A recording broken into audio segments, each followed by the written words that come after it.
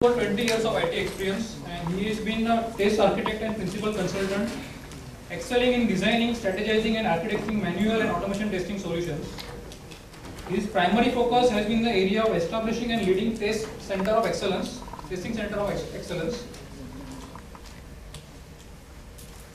and practices, managing large IT projects, undertaking test process studies using Six Sigma, CMMI and TMM models, proposing QA solutions, performance engineering and architectural reviews, designing automation frameworks, exploring open source test automations, tools and frameworks, and business development. Thank you so much, Rajesh. So here we are. Let me repeat the topic for the day that I am going to present. It's Big Data, Hadoop and MapReduce, new age tools for aid to testing and QA. Okay? Question for you. What do you see here?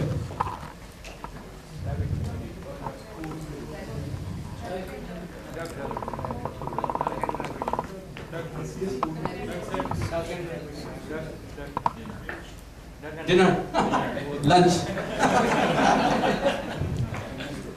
Yeah, so do you see the way that you visualize things, as what Scott was saying earlier, the context. And I like his t-shirt. Choice is good, and we have something written at the back. Context. Very, very important that you see the context in what we are going to speak about. Okay? So depending upon how you look at it, the image changes.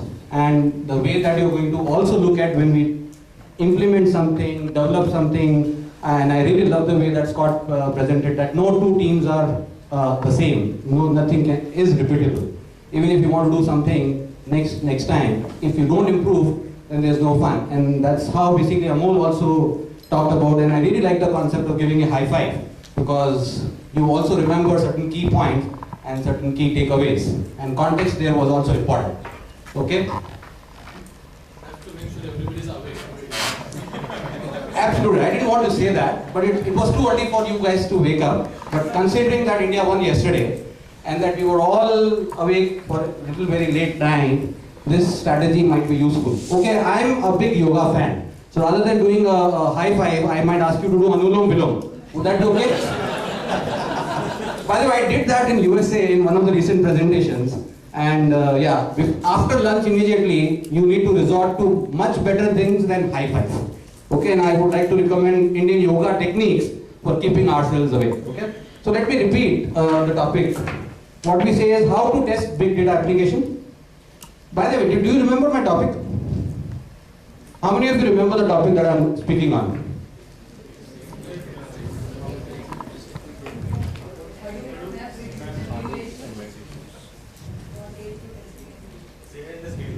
Ah, yes, and that's what.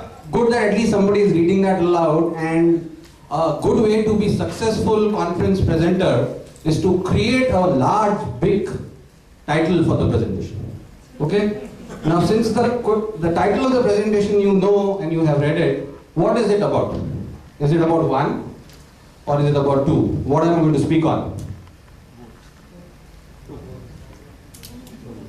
Do you want to read it again? The context is important. Yes, so this is how you make people pay attention to the topic, which is large enough to read.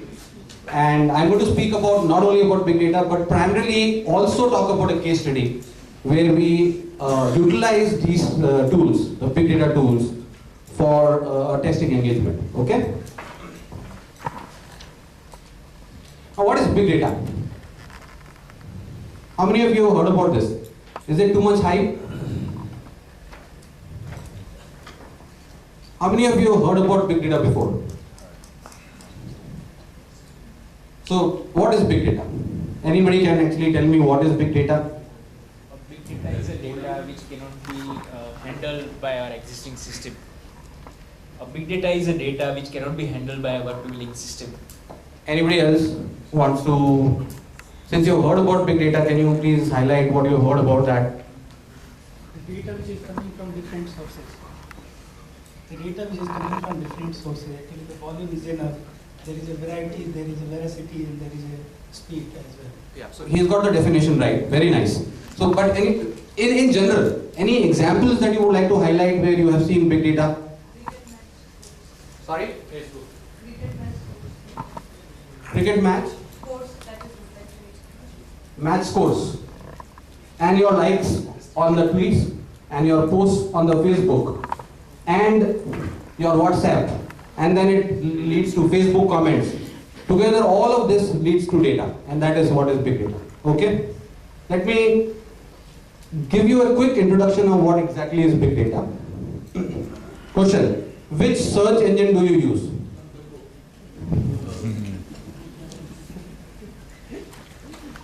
Most of us use Google, right? Anybody here who's not using Google for the search engine? Bing? Brijesh, Bing? Okay, and I'm going to, he's stealing one of my slides, okay? So this is what I'm going to highlight soon. Question here is, how much data does Google store? Any idea? Sorry? Loudly. More than terabytes. Terabytes. What is a terabyte? How many zeros does terabyte have? 1000 gigabytes. What is gigabyte? Everybody knows. What is megabyte? People know. Okay, let me show you the data. This is a little old from the Google itself, and it says 10 to 15 exabytes. Now what is exabytes? 1000 terabytes. Brijesh has got all the numbers right. There you go. There you go. So here is some calculation for you. I don't know whether it is readable from the back or not, but I'm going to repeat from here. Mega is 10 raised to power 6, giga 10 raised to power 9, tera 10 raised to power 12, peta is 10 raised to 15. So Brijesh, wrong. Exa is 10 raised to power 18, zeta is 10 raised to power 21, and we have got iota. This is the last one, YOTTA, which is 10 raised to power 24. We might have to coin some more very soon, because we will be running out of these numbers when we get in a couple of years. And on search engine, since Brijesh was talking about DuckDuckGo, why DuckDuckGo and why not Google? Or why basically, what happens? How much data does Google collect when you are searching something? Have you realized that it's not only about your search and the data that you search? Every activity that you do on Google, you are being recorded. Your privacy is being recorded. Your privacy is at stake. Which means that if I am searching for something, like for example, I was searching for a flight between Mumbai and Jaipur. Even after 10 days, I was getting advertisement from Jet Airways to fly from Mumbai to Jaipur. Or for example, if I search for basically a pen drive or basically a Wi-Fi router, I'll keep on seeing those advertisements for long enough.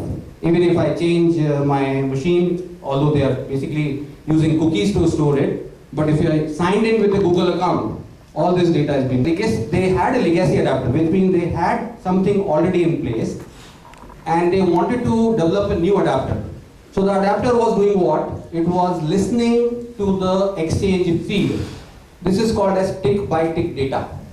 So every time there is something happening on exchange, at the speed of light, there is a component sitting next to the exchange servers, listening to what is happening. And this is called as an adapter, which takes the exchange feed in the format that exchange gives, converts into certain format, and supplies it to the algorithm, which is going to decide to apply a strategy. Most important component sitting between an exchange and an algorithm engine is called as an adapter. Okay? They had an adapter and they wanted to develop a new one which they wanted to run at a 10 times faster speed than their existing one. So their existing one was running in, say for example, milliseconds, and they wanted to cut that down even further into 1/10 of a millisecond. Now, humongous data was being generated. Every single day when exchange is working and when you are trapping every minute 1/10 of a millisecond data, their existing legacy application was generating more than 150 GB of a file, gigabytes of a file. And the new one was generating close to 190 GB of a file. Now, have you tried opening this file or a large file on your desktop? It will not open using text editors, it will not open MS Word. Your maximum RAM size is 4 GB, 8 GB. If it goes beyond that, paging starts happening, data cannot be read even, forget about testing it. Now when we are talking about a new application which was running at the speed of light, generating 200 GB of data, and their existing application sitting already, which was generating 150 GB of data, how do we test this? We want to make sure that the new application was running fine. So what we thought is that we will sample. Every hour we will take a sample out and then compare the samples. Out of 8 hours of running this, open 150 GB file, open 200 GB of a file, take a sample, compare these two files, find out if things have gone bad or good. But even to take 1 second of data, it was 8 MB. So when we are talking about manually comparing an 8 MB file, it was humanly not possible for us to certify or validate or test whether the new application is working fine or not. So we had to use big data, which is Hadoop and MapReduce. And the solution resolved most of the thing. We were able to compare these two files at the end of the day within 1 hour. And an automated email goes out to the client now. Whenever they do any regression testing, whenever they do any sanity testing, they have an existing baseline file and then they run the new changed version of this application, compare with the older file. Within 1 hour it is automated completely end to end. They get an email out sent to the client saying that whether the testing is successful or not, whether the regression happened or not. So in short, we have been successfully being able to use that. We can also use big data and MapReduce for any kind of beta testing. We can use it for repeated execution. We can use it for regression, capturing customer feedback, which Brijesh and Shivram are going to talk about, extracting relevant information from quality center, and adding any kind of intelligence to testing data or any data. With that, I would come to an end, Brijesh. I was running through my presentation. Sorry about that. I'm already, yeah. Thank you so much and Jai Hind. Any questions?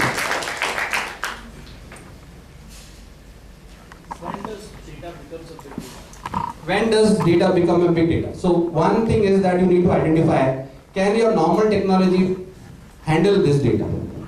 At a certain juncture, you would realize that your normal data is not normal because the volume is high, the variety is different, and the time to process this is not possible using Java or existing technologies, and you need to migrate to some other tools. And what we have done is we have also realized is that the tools are so powerful that even when you are not thinking of you having a big data problem, you can still do wonders. You will be able to realize that the technology is so powerful that even if the data is not quantifying to use big data technologies, the tools are there. So do get your hands wet there, do utilize these technologies, and then there are other tools around that like visualization techniques, analytics around this, which can make your product and solutions very powerful. Yes, sir. Graph database in Hadoop, sorry sir, I would not be able to answer that. I have used Hadoop primarily, I have not used Graph. But I'll come back to you on that. Does Hadoop also have the capability like R to unstructured data to proper structured data? Let's say I'm getting data from heterogeneous sources and then various formats. So does Hadoop like similar to R? So R actually works over Hadoop. R is a language where you have to have certain data. So you need Hadoop or HDFS or any other way to store the data.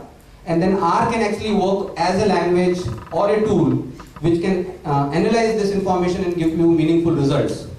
MapReduce is the one which is actually the very minimal algorithm which takes a lot of time for people to understand if they don't know Java. Most of the implementations are Java based in MapReduce. But if you want to make it a little more friendlier, there are other tools like R which can do it. So R runs over and above basically any kind of big data tool. How the search works, how quickly search works in the Hadoop also? So search depends upon how you have clustered your data. So if I am using, for example, I was using one single node, 8 GB machine, and I was comparing two files more than 150 GB. If I were to run a normal Java algorithm, it was taking us 1 week to compare these files, or even more. We could not find out how long they will take. And using basically one single machine, single node, we were able to compare in less than an hour. So that is the speed at which it works. You can bring it down further by creating different clusters and creating a complete distributed environment, and then it even works faster. So you have to take a call how big your data is and how much you can increase the efficiency by distributing it. We didn't find it necessary to create multiple nodes. Hadoop was smart enough to create a pseudo-distributed node on one single Linux CentOS 8 GB machine. So does it mean that as a We should have take it offline now because we are. Okay. Alright, thank you so much, and You can shoot your questions to Adi's Twitter handle, and he's very active. fairly active. I do contribute a lot to big data. Yes. Thank you so much, guys.